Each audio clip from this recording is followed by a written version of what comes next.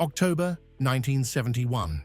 Mount Panorama, Bathurst, where the mightiest V8s in Australia gathered for the fiercest race of the year. The Ford Falcon GTHO and Holden Torana thundered across the grid, their roar echoing through the mountain air. Everyone believed victory belonged only to the eight-cylinder giants. But at the very end of the lineup stood an imposter. A six-cylinder car, smaller, lighter, and utterly dismissed. No one thought it would survive a few laps, let alone make history.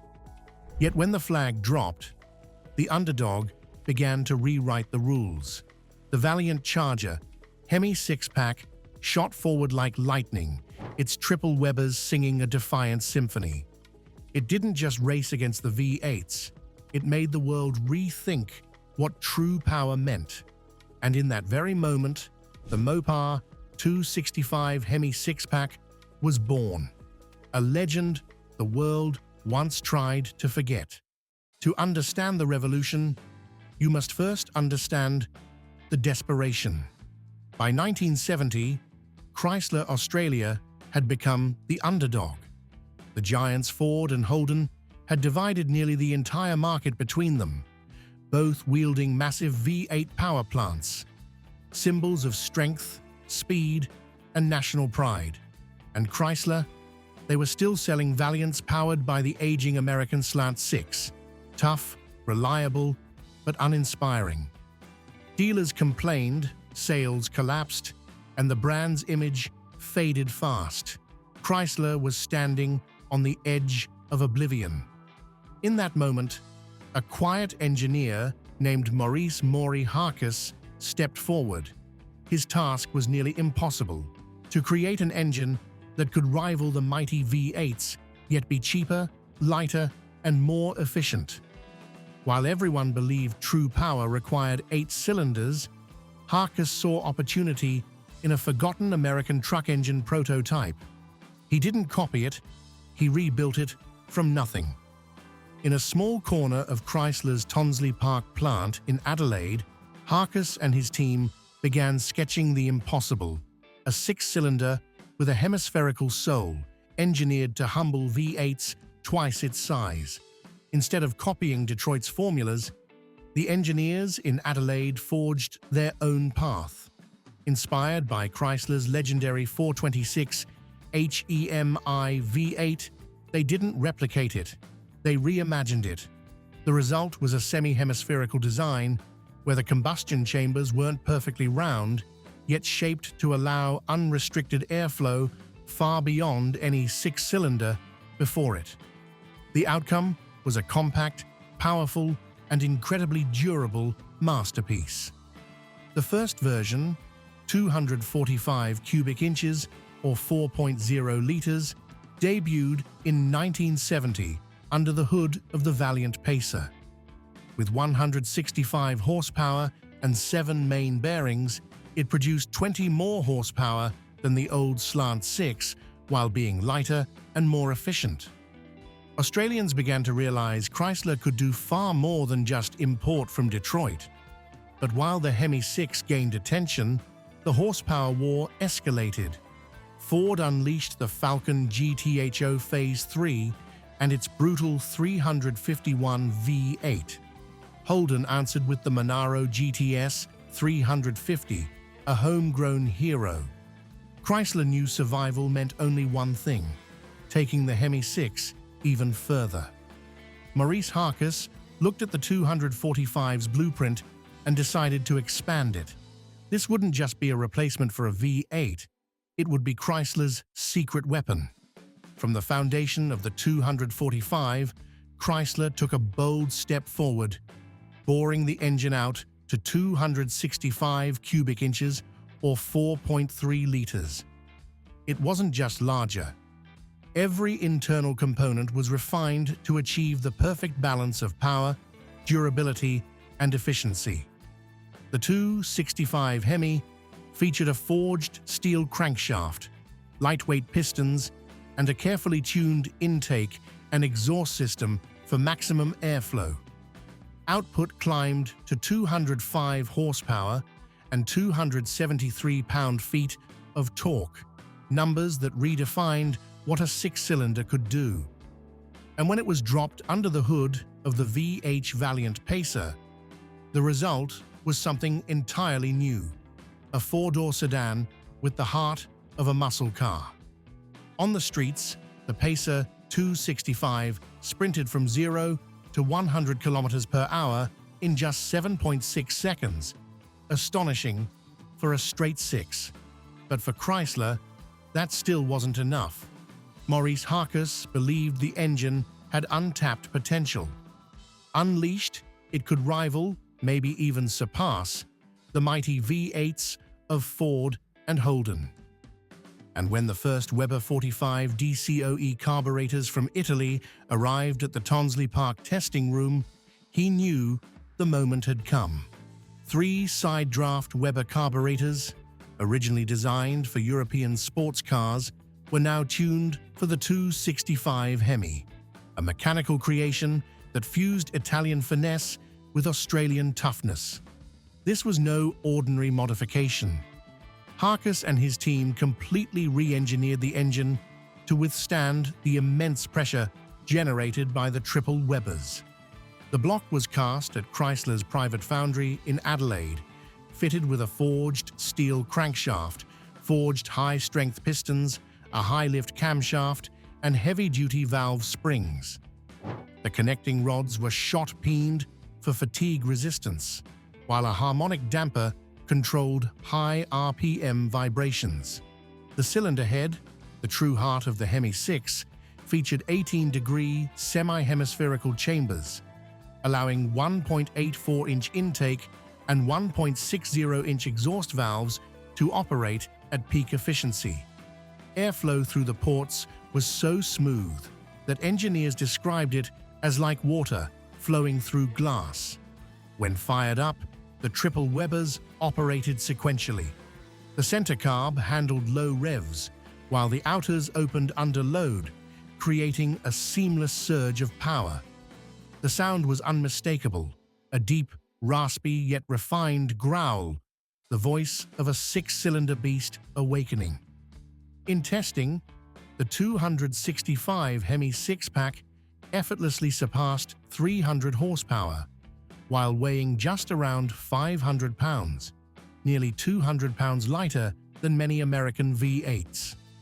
In 1971, the Hemi Six Pack was dropped into the heart of the Valiant Charger RT, and Australian motorsport was never the same again.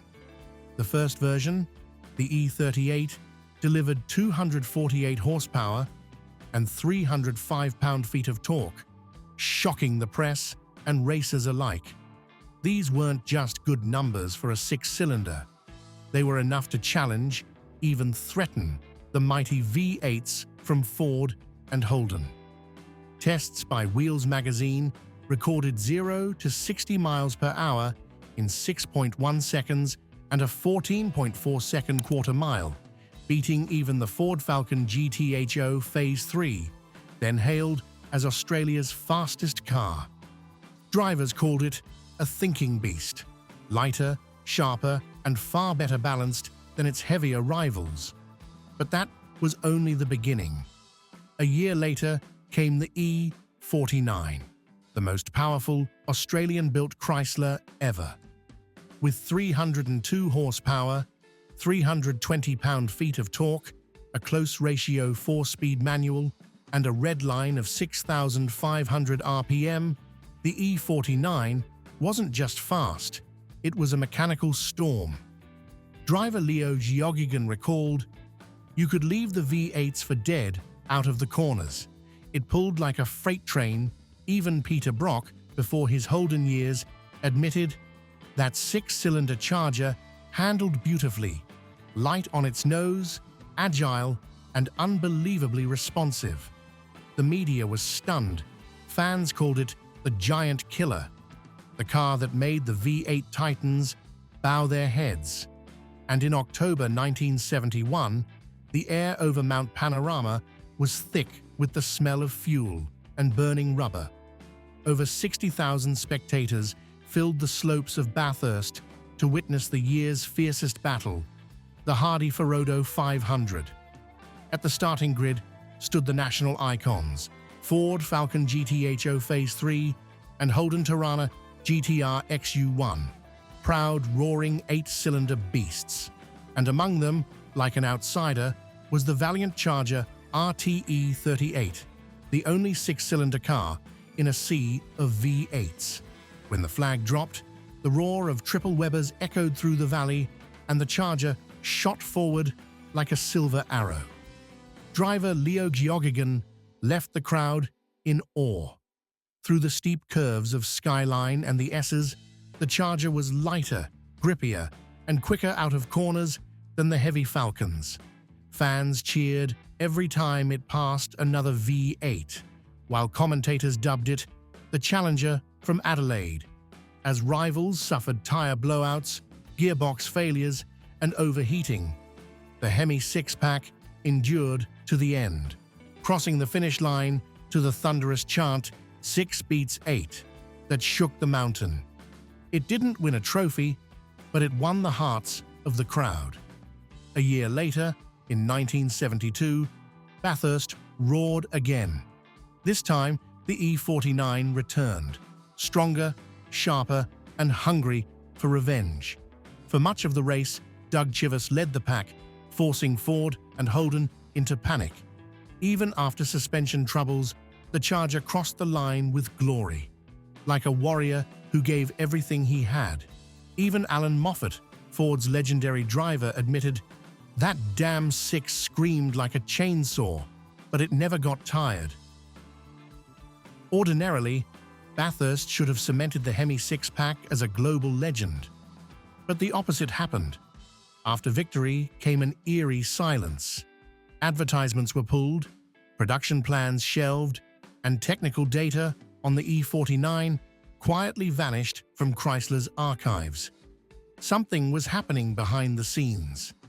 In 1972, Australia was swept into what became known as the supercar scare, a media-driven panic accusing high-performance cars of being killers on public roads. Politicians condemned them. Insurance companies hiked premiums to absurd levels, and cars like the E49 Charger became nearly impossible to sell. But behind the headlines lurked the hand of Detroit. Chrysler Australia, proud as it was, remained a small outpost of its American parent. And in Detroit, the executives were worried. A 6-cylinder engine outperforming their 340 and 440, that was unacceptable. Leaked internal memos would later reveal the command align with global V8 strategy. In other words, bury the Hemi 6. At the same time, new emissions standards arrived, near carbon copies of California's. Even though the E49 ran cleaner and more efficiently than most V8s of its era, it was labeled too powerful, too dangerous. Racing authorities revised weight-to-power regulations, crippling lighter 6-cylinder entries. Rumors swirled through the paddock that Ford and Holden lobbied officials to sideline the Hemi. Within a year, the E49 was gone. The detuned E48 took its place, and Charger production ceased by 1973. Chrysler Australia's factories fell into decline. Technical manuals were recalled, prototypes were destroyed, and all development plans for the Hemi 6 were quietly cancelled. The men who created it, Maurice Harkes, John Westlake, and the Tonsley Park team, were reassigned to mundane projects, as if their masterpiece had never existed. On the streets, surviving 49 E49 Chargers became relics of a forgotten age. Some were sold off cheaply, others modified beyond recognition, and many left to rust in sheds or paddocks. Rumors persisted of a Phase 5 prototype, with wilder cams, quad carburetors, even early electronic fuel injection, tested in secret. But all of it was buried by orders from Detroit. When the oil crisis hit in the mid-1970s, Chrysler America turned its focus to economy cars, slashing budgets for its struggling Australian branch. By 1981, Chrysler Australia was shut down entirely, and with it, the Hemi Six Pack disappeared from the automotive world. Ironically, the engine that once made Australia proud was erased from official history. No tributes, no anniversaries, no legacy preserved. By the late 1990s, as Australia's classic car culture flourished, surviving Charger E49s began to be lovingly restored. Clubs like the Valiant Car Club of Australia and Chrysler Restorers sprang up nationwide, uniting enthusiasts who grew up with the roar of the Hemi. At vintage circuits like Mount Panorama Revival and the historic touring car series, the sound of triple Webers returned, that deep, raspy, defiant song of mechanical pride. Young engineers became fascinated by the engine, developing modern reproductions with EFI fuel injection, pushing beyond 450 horsepower while retaining the original 18-degree hemispherical head design. Collectors took notice too. A genuine E49 Charger now commands over 200,000 Australian dollars, a crown jewel at auctions. But beyond its value, it stands as a symbol of Australian spirit, inventive, daring, and unwilling to bow to Detroit's dominance. Fascinatingly, the Hemi 6's engineering philosophy still lives on. Modern inline-six power plants like the BMW S58 and Mercedes M256 carry its DNA, delivering high output from compact, efficient layouts.